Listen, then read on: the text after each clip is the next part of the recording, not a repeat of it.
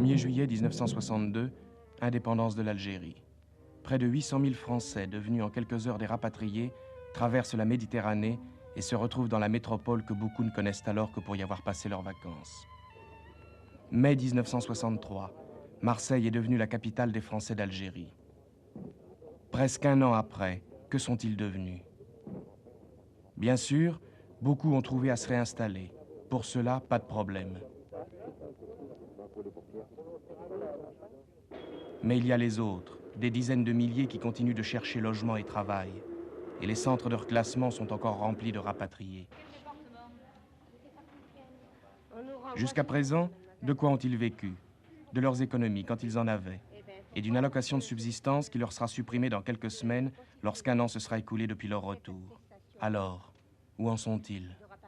Si vous êtes rentré il y a combien de temps d'Algérie? Il y a 14 mois exactement. Qu'est-ce que vous faisiez là-bas? J'étais commerçant. J'étais commerçant et depuis, on m'a assassiné un fils de 18 ans et un neveu de 14 ans, ensemble le 10 janvier. Ils se rendaient à l'école le matin. Et puis depuis, j'étais obligé de fuir, craignant pour les autres enfants. Et maintenant, vous allez chercher du travail? J'ai n'importe quoi. Chauffeur, manutentionnaire, employé, n'importe où. N'importe où. L'emploi que vous allez chercher dans le Midi ou bien dans le restant de la France? Ma foi, n'importe où. Seulement, ce qu'il y a, c'est ce qui me concerne à moi, c'est l'appartement surtout. J'ai encore 4 enfants, ma femme et moi. Alors, il faut être logé. Je n'ai pas touché encore de location depuis que je suis arrivé. Et... alors, je me débrouille, quoi. C'est tout.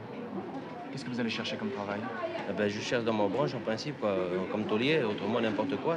Vous cherchez dans le Midi? Le Midi ou n'importe où. N'importe où, ça vous est égal? Ça m'est égal, oui. Et vous, madame, vous avez combien d'enfants?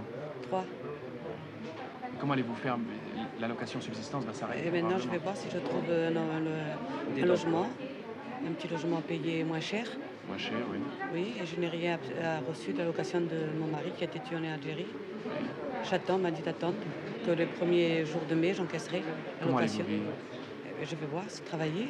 Quel genre de travail? Garder enfants ou femme de ménage. Vous avez combien de personnes à faire vivre? 3 enfants, j'ai une fille de 19 ans, une petite fille de 12 ans et un petit garçon de 13 ans. Et vous pensez qu'en ne faisant que garder les enfants, vous allez pouvoir faire vivre ces 3 personnes plus vous-même? Vous travaillez, je travaillerai d'autres choses. C'est que je n'ai rien. Je voulais me remonter, prendre un café, n'importe quoi. Mais il faut une avance. Il faut réserver une affaire. Avec quoi? Alors on ne me donne pas le prêt. Vous n'avez pas pu fournir l'avance? Et je ne peux pas. Alors on ne me donne pas le prêt. Alors je suis comme ça, je ne vis pas, monsieur. Je ne vis pas, je suis désespérée. Désespérée. C'est que maintenant je suis pour mon mois de chômeur, pour ça j'aurai rien le droit. Je ne sais pas comment faire. S'il y a du travail n'importe où, avec appartement, je vais. Et sans appartement, c'est trop dur. J'ai eu des belles promesses, des belles paroles, et puis il n'y a pas eu d'acte. Vous avez espoir de trouver dans une autre région de France, avec un logement? Je ne sais pas, d'après le placement. Il paraît que dans 3-4 jours, il y aura des rentrées de demande d'emploi. J'ai cet espoir-là. Sinon... Comment allez-vous vivre maintenant, puisque vous êtes chômeur?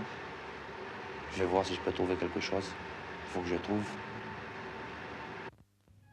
Vous vous demandez peut-être pourquoi les rapatriés restent dans cette région qui ne peut les employer tous et ne vont pas vers le nord où des emplois leur sont actuellement proposés. Mais un travail sans un toit, ça ne signifie rien. Et sur 10 emplois proposés, moins de 2 sont assortis de logement. Alors ils préfèrent rester à Marseille où un effort considérable a été accompli, en particulier dans le domaine de la construction, et où des cités entières de HLM ont été réservées en priorité aux Français d'Algérie.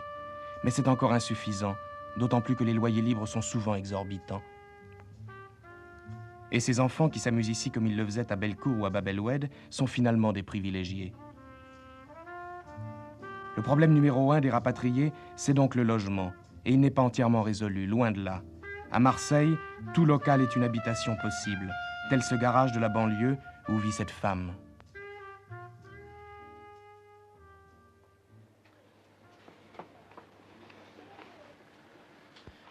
Madame, vous êtes arrivée il y a combien de temps d'Algérie? Depuis le mois de novembre, monsieur. Depuis novembre dernier. Où habitiez-vous là-bas? À Marengo. Où est-ce exactement? Sur le littoral d'Alger. Sur le littoral d'Alger. Que faisiez-vous là-bas? J'avais un bar. Vous aviez un bar. Que vous teniez? Oui. Avec votre mari? Oui. Et qu'est-ce qui est arrivé alors? Eh bien, mon mari, un matin, est parti avec ma sœur à Miliana, voir le petit qui était militaire. Votre fils? Non, le petit à ma sœur. Votre neveu? Il avait 20 jours de caserne. Quand ma sœur et mon mari sont allés le voir pour prendre ses affaires civiles. Et ils ont été égorgés à ce moment-là. Le 20 mars, ça fait 2 ans. Comment êtes-vous logé? Comment je suis logée. Et voilà, comme nous sommes logés. Ici même. Nous vivons là-dedans. Dans ce garage? À combien vivez-vous dans ce garage? Eh bien, on est à 3. Il y a le petit neveu qui n'est pas en ce moment, qui est parti. Votre mère et vous? Et oui. Puis-je vous demander votre âge, madame? Mon âge, j'ai 59 ans et demi. Je suis née en 1904. Et vous vous sentez suffisamment de courage pour, à votre âge, recommencer, repartir à zéro? Il faut vivre. Tout le monde n'a pas pu, comme cette femme, garder le même métier, car beaucoup de Français d'Algérie exerçaient là-bas des professions difficiles à absorber dans l'économie française actuelle, les petits patrons, les commerçants ou les artisans. Pour cela, le changement de métier est une solution. Et s'ils l'acceptent, ils toucheront un capital de reconversion qui peut atteindre 28 000 francs en 1963. C'est le cas de cet homme. Quel métier vous aviez là-bas? Eh bien là-bas, je faisais patron garagiste. J'étais chez moi. Au début, au commencement, j'ai travaillé comme chauffeur poids lourd. J'ai travaillé dans le sud, j'ai travaillé un peu pour la maison du Rafour. Vous voyez, et puis alors après, je me suis monté à mon compte, je suis resté établi à mon compte et je ne comptais plus me remettre au travail, quoi. Maintenant, j'ai 53 ans, il faut que je remette encore dans le bain. C'est pas rigolo, hein. Combien de temps vous êtes resté entre votre retour d'Algérie et le moment où vous avez trouvé du travail? 8 mois. Comment vous avez vécu pendant 8 mois? Eh bien, pendant 8 mois, je mangeais un sandwich ou alors on faisait bouillir, on achetait des pommes de terre par sac. On achetait un sac de pommes de terre et puis on en avait pour tout le mois, quoi. On mangeait des pommes de terre bouillies. Pommes de terre bouillies en salade, pommes de terre bouillies en salade. Et la Doumer, il a dit que c'était bon pour la santé. Alors, on n'a pas de beefsteak, on mange ça en attendant. Qu'est-ce que vous voulez faire? Est-ce que vous pensez qu'on s'est suffisamment occupé des rapatriés? Ma foi, moi, je n'ai pas à me plaindre. Je ne peux pas dire qu'ils ont fait mal ni bien, vous voyez. C'est bien, mais ils les font traîner, ils les font batailler, ils les font souffrir. Il y en a beaucoup qui veulent se tenir tranquille, ils veulent se tenir peinards, ils ne veulent pas qu'ils restent peinards. Ils veulent à toute force chercher des histoires. Et un jour, ça va arriver. Parce que maintenant, il y a encore les subsistances, ils touchent quelque chose. Mais quand ils vont finir les subsistances, ils n'ont pas de quoi, comment ils vont faire, ces gens-là? Qu'est-ce qu'ils vont faire? Il faut qu'ils se débouchent, je ne sais pas moi. Voilà, c'est là qu'il y a le problème, c'est là qu'il y a l'histoire. Il faudrait que, je ne sais pas moi, ils mettent un peu de bonne volonté, les repatriés. Mais le gouvernement, de son côté, devrait faire un peu mieux, quoi. Pour essayer de les loger à meilleur prix, pour essayer de, je sais pas, de leur donner du travail, en moyennant la vie, quoi. Parce que d'après le loyer qu'on paye, avec l'argent qu'on gagne, on ne gagne pas assez, quand même. Moi, ça va, je ne fume pas, je ne bois pas, mais il y a des gens qui fument, qui boivent, ils ont besoin d'argent de poche pour le dimanche. C'est pas parce que moi je ne fume pas, je ne bois pas que les autres ne doivent pas vivre. Tout le monde a le droit à la vie. Oui, tout le monde a droit à la vie.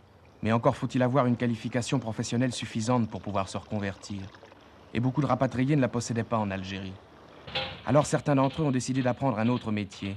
Et c'est dans des centres de formation professionnelle accélérés comme celui-ci qu'ils acceptent, même à 40 ou 45 ans, de redevenir des écoliers noyés au milieu d'adolescents de la métropole qui n'ont pas 20 ans. J'habitais à Oran. J'avais un atelier de ferblanterie comme artisan. Donc vous étiez propriétaire? Oui, j'étais propriétaire. Vous aviez des employés avec vous? Oui. J'avais deux ouvriers et 2 apprentis. Quel travail vous avez cherché alors à partir de janvier quand vous êtes venu ici? Eh bien, à partir de janvier, j'ai cherché à travailler.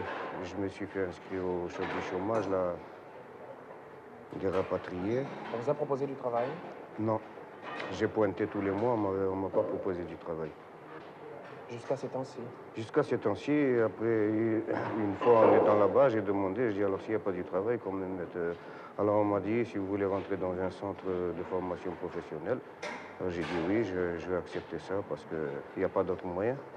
Est-ce que c'est difficile à 38 ans de changer de métier? C'est très difficile parce qu'il y a 24 ans que j'ai quitté l'école. Et vous savez, dans un centre, il faut apprendre des calculs et des dessins, chose que qu'il y a déjà longtemps qu'on a perdu. Hein. Et puis aussi, au point de vue, pour faire vivre sa petite famille aussi, c'est difficile. Sur tous les points de vue, c'est difficile. Monsieur, quelle profession exerciez-vous lorsque vous étiez en Algérie? Eh ben, je faisais le patron boulanger. Oui.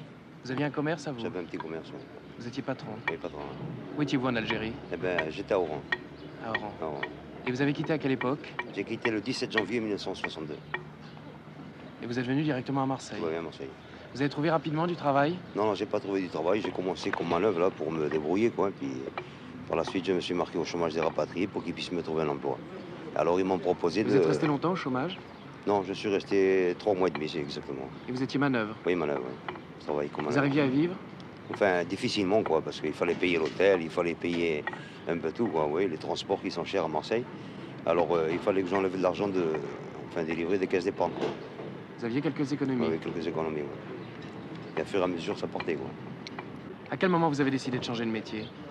Eh ben, j'ai décidé, comme je voyais que je ne pouvais pas me recaser dans mon métier, alors j'ai décidé d'apprendre un métier, puisque j'avais changé de pays, il fallait que je change de métier, quoi. Et vous pensez que vous allez trouver du travail une fois que vous serez sorti de ce Oui, stage? oui, je pense que oui. Parce que si je ne trouve pas à Marseille, je pourrais partir dans le nord, ou alors je pourrais partir dans la région parisienne ou dans l'est, quoi. Il y a beaucoup de travail. Alors je pourrais partir là-bas. Quel effet ça vous fait, à votre âge, de réapprendre un autre métier? Eh ben, ça va, franchement ça va. Ça n'a pas été dur? Ben, les premiers jours, oui, mais enfin, à présent, ça va. Ça va, je vais pas me plaindre. Ça va. Voilà comment les choses se passent à Marseille. Côté officiel, on ajoute, depuis le début de la campagne, priorité d'emploi, 20 000 rapatriés ont été recasés en 3 semaines. Il en reste 40 000 à reclasser. Mais dans les autres villes de France, où ils ont débarqué aussi, il y a 1 an, les mains vides, comment ça se passe? Eh bien, prenons Reims, par exemple. C'est loin d'Alger, Reims, au-dessus de la Loire, dans l'Est, le bout du monde, pour ainsi dire. Eh bien, le ton n'est plus tout à fait le même déjà. D'abord, les rapatriés sont moins voyants, moins nombreux. Pour 150 000 Rémois, il y a seulement 1500 pieds noirs. Alors, il faut les chercher. Perdus dans cette ville de province, comme les autres, ils se raccrochent à des souvenirs. Les Canaries, par exemple, qu'on a ramenés dans une cage d'Oran. Et puis, il y a aussi le billet de 1000 qu'on touche, comme un Parisien toucherait le ticket de métro, loin de Paris. Et puis, la photo du héros local, Marcel Cerdan. Monsieur Tindéro, il y a combien de temps vous êtes installé ici à Reims? Depuis le 1er décembre, le 1er septembre. Vous avez acheté ce bar? Comment vous avez fait? De mes propres moyens, je n'avais pas beaucoup d'argent, mais enfin, je me suis défendu quand même. Les petites économies, je les ai mis là-dedans. C'était déjà un bar ici ou quoi? Oui, c'était un bar épicerie, mais il ne marchait pas beaucoup. Vous savez, c'était perdu déjà. Alors vous l'avez réinstallé aux couleurs... J'ai fait ce que j'ai pu pour pouvoir me rappeler de chez moi. Et qu'est-ce que vous avez comme clientèle? En principe, j'ai pas mal de pieds noirs, mais j'ai aussi des Rémois. Et ça marche bien, les affaires? Pour le moment, ça peut aller. Je ne vais pas me plaindre. Je suis un heureux parmi tous les rapatriés, quoi. J'ai eu cette chance-là. Dieu m'a aidé. Pourquoi avez-vous choisi spécialement Reims? C'est-à-dire que j'avais déjà de la famille qui était avant moi ici. Je suis venu vous retrouver. C'est uniquement pour cette raison? C'est tout, oui. Et vous, monsieur, pourquoi avez-vous choisi spécialement Reims? Moi, j'ai choisi spécialement Reims parce que j'ai servi en 1933 à Reims. J'ai fait 15 mois de service militaire au 106 d'infanterie. Le 9G, numéro des voitures à Oran, est devenu le rendez-vous numéro 1 des pieds noirs de Reims. Cette minorité de nostalgiques se retrouve aussi au siège d'une association. Moi, par exemple, on m'a proposé une place. J'ai accepté, tout en étant comptable, j'ai accepté une place autre que celle de comptable. Qu'est-ce que vous avez accepté? J'ai accepté une place de concierge. Combien vous allez être payé? Je n'en sais rien. J'accepte n'importe quel prix. Combien vous touchiez en Algérie? En Algérie, je touchais 100 000 francs par mois. Ici, si j'ai 40 ou 45 000, je me sentirais encore heureux. Qu'est-ce que vous faites maintenant ici à Reims? Chômeur. Vous faisiez quoi à Oran? J'étais un petit fonctionnaire, si vous voulez. Dans quelle administration? Hospitalier, agent hospitalier. Et vous avez essayé de retrouver le même travail ici? Oui, monsieur. Alors, comment ça s'est passé? Très mal. C'est-à-dire? Je suis reparti à titre saisonnier, c'est-à-dire comme un débutant, ouais. Alors que j'étais presque titulaire en Oranie. En ce moment, vous touchez combien par mois? 40 000 francs. C'est quoi ça? C'était une indemnité mensuelle. Mais ce travail dont vous me parliez tout à l'heure, combien on vous proposait par mois? 40 000 francs aussi. Ah bon? Comme un simple manœuvre ordinaire.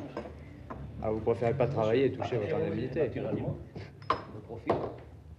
Il y a pas mal de rapatriés que j'ai rencontrés qui sont encore sans travail, qui n'ont pas l'air très pressés. Ça dépend. Dans la région de Reims, oui. Ce serait étonnant. Alors. Parce que Pourquoi? dans la région de Reims, il y a beaucoup de travail. Ah bon? Oui. Qu'est-ce que vous faisiez comme métier? Boulanger. Boulanger. Qu'est-ce que vous faites maintenant? Maintenant, je suis dans une usine, bon, avec des ampoules, quoi, et des transformateurs. Ça n'a pas un grand rapport avec la boulangerie, ça? Il faut bien, quoi. Et comment vous avez fait pour vous adapter dans le métier? Là, je me suis adapté, premièrement, par mon courage, quoi. J'ai accepté de faire tout ce qui venait. Et après, par l'aide des amis, quoi. Vous gagnez combien par mois? En ce moment, je gagne, parce que j'ai été augmenté au fur et à mesure, vous voyez, dès que j'ai passé de catégorie, j'ai été augmenté. Je fais de 60 à 67 000 francs. Et vous gagnez combien quand vous étiez en Algérie? En Algérie, je fais 50, 52, 53 000. Donc vous gagnez plus que là-bas? Oui, mais la vie là-bas était plus avancée qu'ici, quoi. Surtout pour nous, qui étions dans un village, vous voyez. On avait beaucoup de facilité à vivre. Avec 50 000 francs, on vivrait mieux qu'ici, quoi, oui.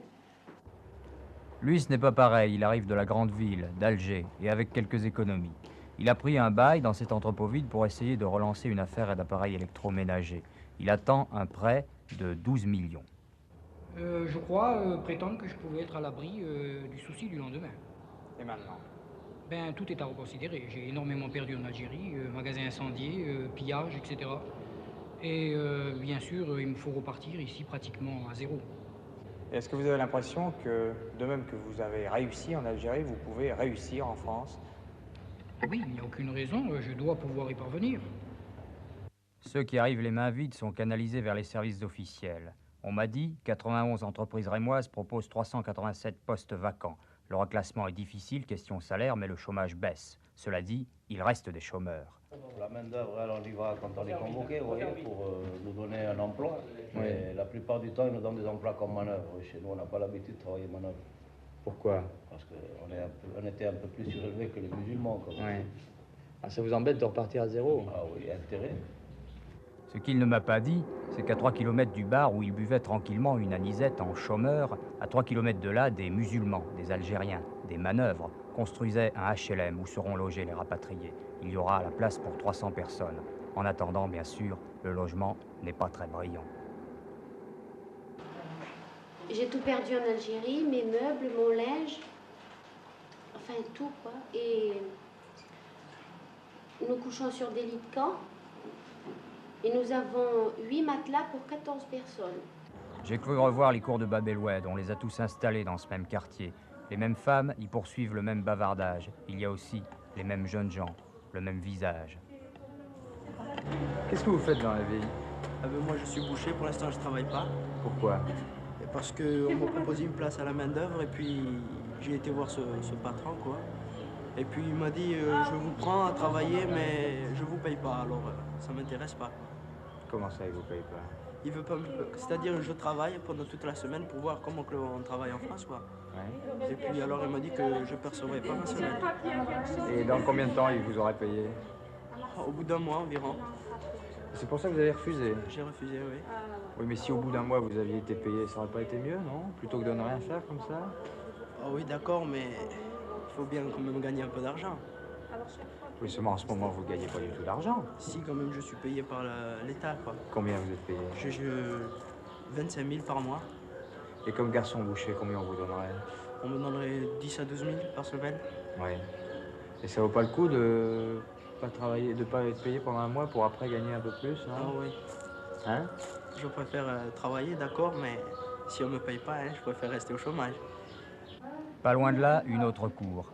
Un violoniste amateur a remplacé les bruits de la baie d'Alger, mais c'est toujours le même visage de jeune homme, détendu, l'air un peu méfiant, l'air un peu beau gosse aussi.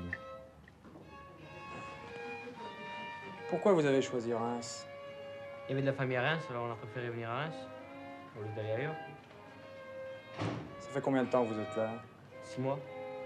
Qu'est-ce que vous faites? Imprimeur. Vous avez eu du mal à trouver un travail? Non, non.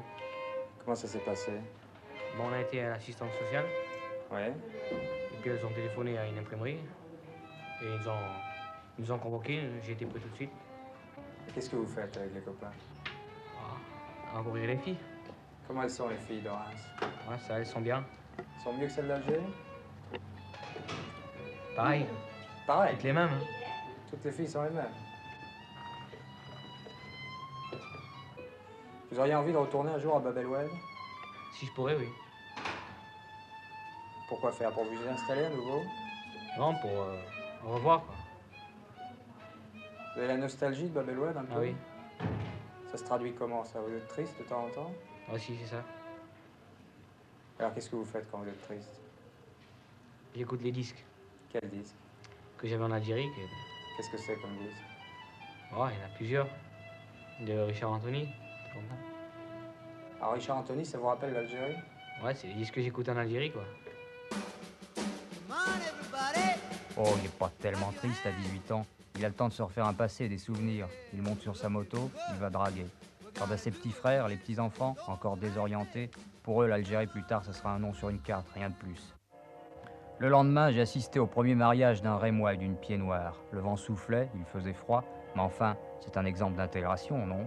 Toute la famille était là, originaire de Sidi Bel Abbès. Le père, sans travail, la mère, et puis le fils, psychotechnicien à Alger, recasé, ici aussi, mal, mais recasé. Alors vous êtes heureuse? Si, beaucoup. Vous avez épousé un Rémois? Exactement. Vous pensiez à ça il y a un an quand vous avez quitté l'Algérie? Pas du tout, même il y a 6 mois. Et vous êtes heureux d'avoir épousé une... c'est normal pour un certain jour comme ça. Vous êtes connu comment exactement? Au bureau. Il y a combien de temps vous êtes à Reims? Depuis le mois de septembre. Vous considérez maintenant comme un métropolitain? Oui. Je commence à prendre leur accent, quoi. Ah bon? Oui. On vous l'a fait remarquer? Oui, souvent. Beaucoup de filles m'ont fait remarquer que je prends leur accent. Vous avez l'impression que vous êtes adapté, vous, maintenant? Pas tout à fait. Qu'est-ce qui vous manque encore? Mon soleil. Bah, il commence à y en avoir à cette époque de l'année, non? Vous savez, il est bien rare chez nous, plutôt ici. Je dis chez nous parce que vous voyez, j'ai déjà pris un peu l'habitude. Avant, ici, c'est plus difficile que chez moi. Chez moi, c'était Oran. Oui. À présent, je dis chez nous, ici. Vous voyez que ça s'arrange.